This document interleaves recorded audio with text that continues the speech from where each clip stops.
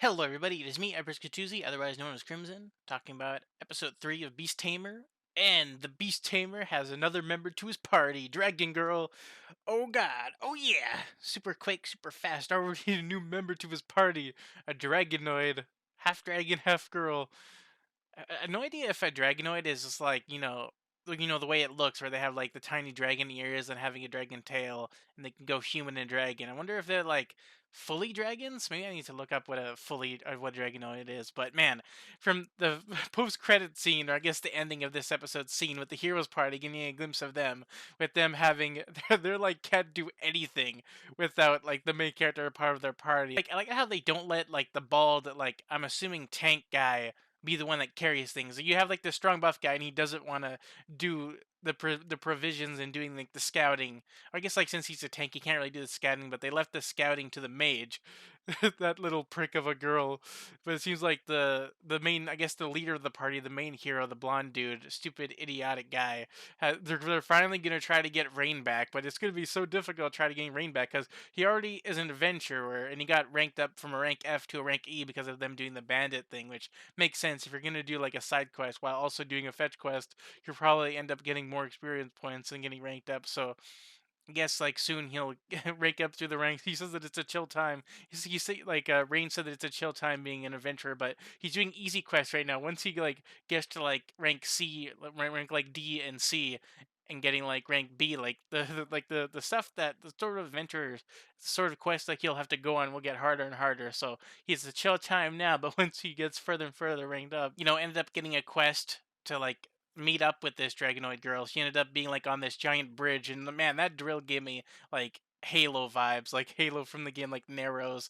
Other series is having like this giant bridge with like it's like so tall up in the sky that there's clouds under it. I wonder how tall this bridge was. Because God, she at least the Dragonoid didn't throw people out because it seemed like Tanya wanted to do like tests of will, like battle among men and stuff like that, trying to like test people if like she's sort of like a troll under a bridge, but instead of under a bridge, on top of a bridge where like she wanted people to fight her, and then she ended up just defeating like everyone from the Adventurers Guild that wanted to cross this bridge. But once Rain and his partner Kanade, when this Beast Tamer party fought off against her, she ended up actually fighting people that could be a match for her because like because like Rain does have the cat's powers, and they ended up beating her using his Beast Tamer powers. He ended up taming a poisonous bird, to like doll her down and to have her have like an aphrodisiac. Is that the type of word in order to get her down and to get her poisoned and to get her like stun locked into the ground until she's submitted, and then taking her into the town and having a whole like comedic thing where like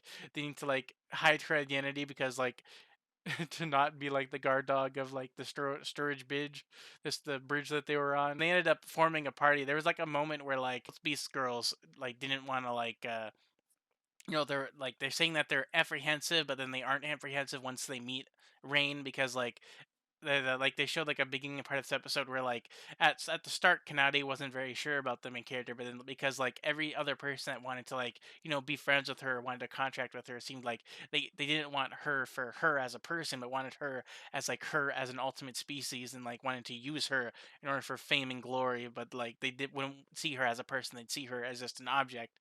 But of course, since Rain is a nice, cool guy, MC of the year with other MCs that are like him, being a nice, good old guy. She's just like says, "Sure, let's form a contract." And then of course, the Dragon Girl ends up seeing this too, seeing that the main character is a nice guy. He seems interesting. He seems cool, and he's like seems like a pretty cool beast tamer, being able to like be able to form multiple contracts. So they end up forming a contract. So now he has draconic power, and like seeing like the title for next episode, draconic power. I wonder what type of stuff he'll be able to do because it seems like he just became stronger and became like gets more athletic. He can jump super high, just like Kanade does when he formed a contract with her. But being able to form a contract with the dragon, I wonder if he'll be able to do like fire spells and stuff like that. I wonder if they'll be able to do like his strength probably got boosted too. Like goddamn, once he gets like the fairy powers and stuff like that, and getting like the fox girl, I wonder what type of things he'll. I wonder if he'll be able to fly too, because I don't know if like the dragon girl has to turn into a dragon in order to fly, or if she can just fly when she's in her human form. But it'll be interesting to see where the series goes. But other than that, Like I said before, the hero party wants to have Rain again, but if Rain decides to actually team up with them in order to go into the Lost Forest, they'll end up seeing that he has two other members. They'll try to like poach the both of them, but then they can't do that because like they have like contracts with him. So I don't know if they're like be like a thing in this world where like they can like deform contracts. Like they'll probably have to like convince him, but I don't think he'd do it because he likes them as like his like new like formed party. So I guess we'll see what happens there and see like how the because also he's like super powerful now. So even if they try to like battle him, like he's probably like, especially since they're ultimate species, they're probably like as strong or on par with heroes. So he'd probably just mop the floor with the old hero party, and then that would be just ooh. God, it would be so great to like see them mop the floor with them, but of course, like they said, like the Heroes Party said, he's a nice guy, so maybe he'll be too nice with them. Even though that we want to see like Rain just beat the shit out of them, like orally, orally. What? Like using his words, using his instead of maybe fighting them. Who knows what will happen with that? But this episode was pretty nice. I really liked it. The fight that they had at the dragon was pretty nice. Seeing that, seeing them battle, seeing that test of power and strength.